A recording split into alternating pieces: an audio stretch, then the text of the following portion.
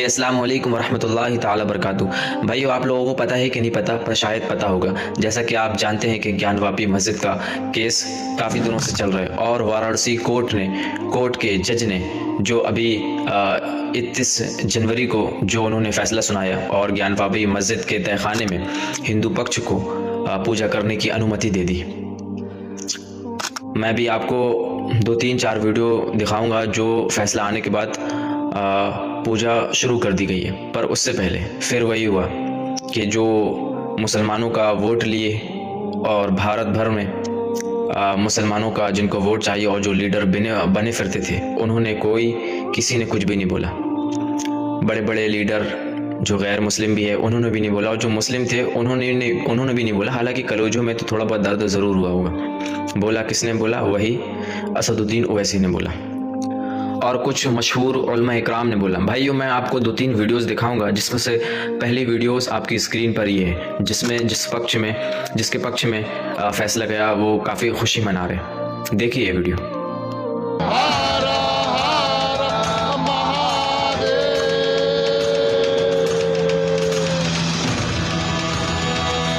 रामलला की प्राण प्रतिष्ठा के ठीक एक हफ्ते बाद 31 जनवरी को ज्ञानवापी पर कोर्ट का ऐतिहासिक फैसला आया।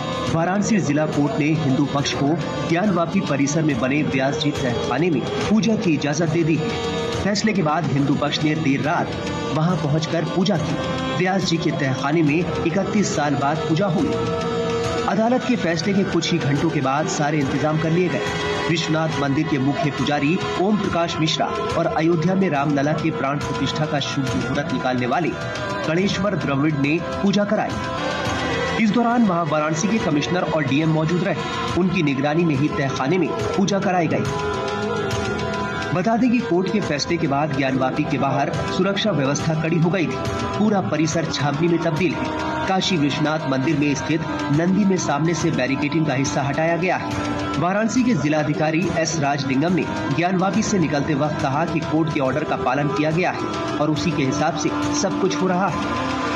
कोर्ट ऑर्डर की कंप्लेंट्स किया गया। कोर्ट ने जो बोला है उसकी कंप्लेंट्स किया गया।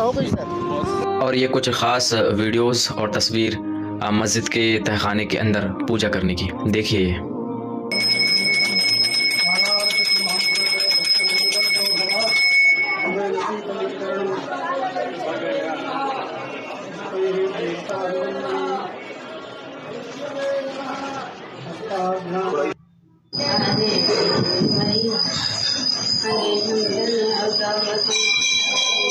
भाइयों, बस उनके ख्वाब पूरे होते नजर आ रहे हैं, जिनकी नापाक नज़रें हमारी मस्जिदों के ऊपर हैं। और ये सब काम संविधानिक दायरे में किया जा रहा है ताकि कोई ऑब्जेक्शन भी ना उठा सके।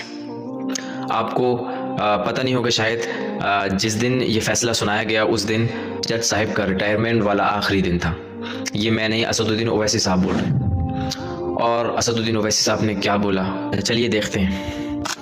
आपको जानना चाहिए कि आज जज साहब का आखिरी दिन था, रिटायरमेंट था। दूसरी बात ये थी कि उन्होंने 17 जनवरी को डिस्ट्रिक्ट मजिस्ट्रेट को रिसीवर अपॉइंट किया। तीसरी बात यह है कि आज उन्होंने जो फैसला लिया है वो तो पूरे केस को डिसाइड कर दिया उन्होंने। यानी आपने एक तो कितने 93 के बाद से अब तक खुद कह रहे हैं कि वहां पर कुछ नहीं हो रहा था। अब मस्जिद के तहखाने को आप दे रहे हैं तो फिर आपने तो पूरा केस ही डिसाइड कर दिया। फिर कितने साल हो गए? 93 से आप 30 साल हो गए। हाँ, उसमें मूर्तियां कहाँ हैं कि कैसे मालूम उनको? तो ये प्लेसेस ऑफ वर्शिप एक्ट का वायलेशन है। भाई 30 साल के बाद आप ये काम की इजाजत दे रहे हैं, तो उनका तो एक काम था कि आप उनको 30 दिन का टाइम देते अपील के लिए। आप कहते हैं कि 7 दिन में पूरा निकाल दो, ग्रिल्स निकाल दो और आप इजाजत दे दिए। तो ये सरासर गलत फैसला है। और आखिरी बात यह है कि नरेंद्र मोदी की सरकार जब तक अपनी खामोशी को तोड़ेगी नहीं और साफ तौर पे कहेगी नहीं कि हम प्लेस ऑफ वर्शिप एक्ट के ऊपर स्टैंड बाई करते हैं, ये पूरे तनाज़े चलते रहेंगे। और मैं फिर से कह रहा हूं कि जब बाबरी मस्जिद का टाइटल सूट का जजमेंट आया था, मैंने जिस एप्रीहेंशन का इजहार किया था कि वो फैसला यकीनन सुप्रीम कोर्ट हमारा आखिरी कोर्ट, हम इज्जत करते हैं, मगर फेथ की बुनियाद पर आने से ये तमाम चीज़ें खुल रही हैं।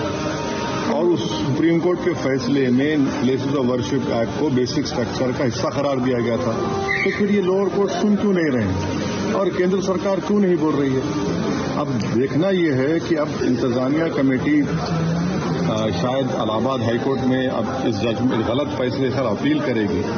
अब नहीं मालूम क्या फैसला आएगा, मगर 17 जनवरी को एक बात कहते हैं, फिर रिसीवर को बोलते हैं ये कर दो आप, आखिरी दिन आपका, खैर उनका इख्तियार है, उसको कोई रोक नहीं सकता, मैं आपके व्यूअर्स के समझने के लिए कह रहा हूँ। और प्लेस ऑफ वर्शिप एक्ट का मतलब क्या है? 30 साल से कुछ नहीं हो रहा है, आप उनको 30 दिन नहीं देते, तो ये चीजें हैं सर। लेकिन आज यही कार्रवाई हो रही है, उस पर क्या? नहीं सर, मेरा सवाल इससे जुड़ा हुआ है, हिंदू पक्ष के लॉयर है विष्णु शंकर जैन, उन्होंने ये कहा है कि हमारी बड़ी जीत है, आने वाले समय में अयोध्या जैसा ही जब आगे बहस होगी तो उसको लेकर अयोध्या जैसा ही परिणाम आएगा। हाँ, 6 दिसंबर दोबारा हो सकता है इस देश में। 6 दिसंबर दोबारा हो सकता है, क्यों नहीं हो सकता है भाई? 86 हुआ, फिर हो सकता है, जब जीबी पंत थे दोबारा हो सकता है इस तरह।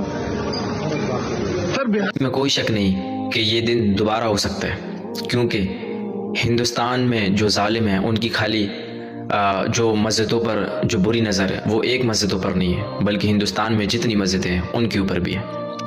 इनके जो भड़काऊ नारे हैं, वीडियो बनाने का मकसद यही है कि आप लोग ज़िंदा है तो ज़िंदा दिली का सबूत दीजिए, और इंशाल्लाह देंगे। और देख लिया आपने, किसने बोला? किसी ने नहीं बोला, वही एक शख्स, और वही फिर बोला, और वही बोलेगा, क्योंकि वो मुस्लिम है। और आप लोगों के अंदर एक ख़राबी ये है, और हमारे अंदर एक ख़राबी ये है कि दिल्ली में मुसलमानों को प्रॉब्लम होगी और कोई नागपुर में बैठा है तो बोलेगा कि वो वहाँ का मसला है, यहाँ नहीं, इसलिए आवाज़ नहीं उठाई जाती। जबकि आग वहाँ भी लगी है तो ये ना सोचे कि आप तक नहीं पहुँचेगी, आप तक भी पहुँचेगी। राहत इंदौरी का वो शेर मैं आप ही के ऊपर फिट कर रहा हूँ कि लगे कि आग तो आएंगे मकान कई सदमे, यहाँ पर सिर्फ हमारा मकान थोड़ी है ना, क्योंकि आप मुस्लिम हो, जहाँ भी मुस्लिम रहेगा वहाँ आग लगेगी।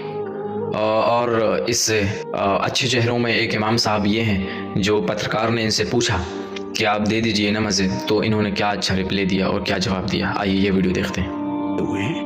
उनके तो मंसूबे बहुत लंबे हैं। नारा ये बहुत दिनों से बुलंद हो रहा है कि 3 नहीं 30,000 नहीं बचेगी एक भी मस्जिद और मज़ार। पता नहीं क्या क्या वो करने वाले हैं, हम लोग क्या बता सकते हैं। अच्छा, हम तो यही चाहेंगे कि मुल्क में अमन रहे। यासीन साहब, अमन चैन की बात हो रही है तो बहुत सारे लोग ये भी अब सवाल करना शुरू कर दिए हैं कि अमन चैन की बात आप लोग कर रहे हैं तो क्यों ना अपने से स्वतः इसको समझौता करके क्यों दे दें हम? हमारी मस्जिद, हम नमाज़ पढ़ रहे हैं, हम 50 साल से हम नमाज़ पढ़ रहे हैं लगभग, हम कैसे दे देंगे? तो मंदिर की बुनियाद पे अगर मस्जिद बनाई गई है तो नमाज की दुआ कबूल होगी?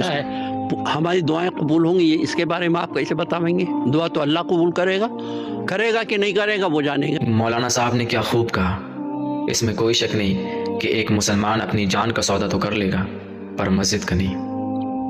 और भाइयों, मेरी भी आपसे एक बहुत गुजारिश है कि ताकतवर बनिए, मजबूत बनिए, फ़िरक़े वारियत में मत बटिए, नमाज कायम कीजिए, कुरान का इल्म सीखिए, मुत्तहिद रहिए, इत्तिहाद पैदा कीजिए, तब जाके कुछ बात बनेगी।